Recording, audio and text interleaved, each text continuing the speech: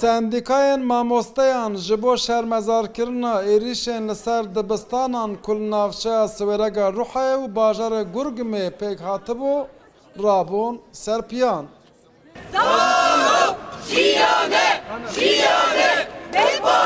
Di serî de endamên eğitim senê gelek mamoste sê rojan neçû ser kar û xwestin balê bikişînin ser êrişên li dibistanan.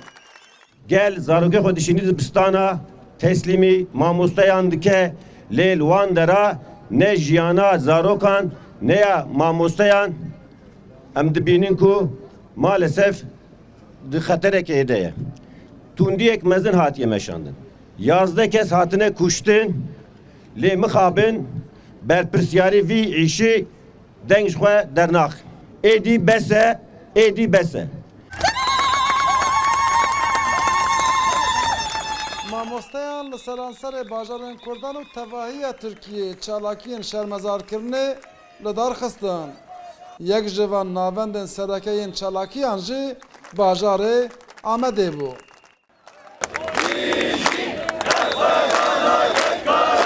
Endamê meclisedê heftê heştê wan beşdar vê çalakiyê bûne û naçin dibistana. Pêre hin sendîkayê jî heman biryar girtine ew jî didomînin. Weka mamosteyek bijî weka mirovekî bijî weka dêyek bijî ez pir dil birînim dilxemgînim. Em rojekê ava xwezî ji bona vê tiştê em negetan nehatana cemev ji bona tiştê xweştir bihatana cemev.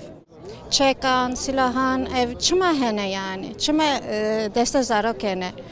Kivi da bipirse, kivi takip dike yani.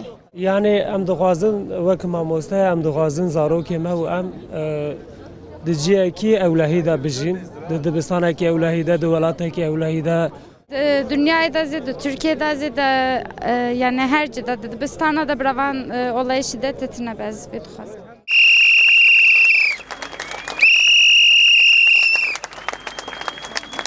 Ger êrişên li ser dibistanan berdewam bikin, biryarek û sendîkayên perwerdehiyê çalakiyên xwe yên şermezarkirinê berdewam bikin.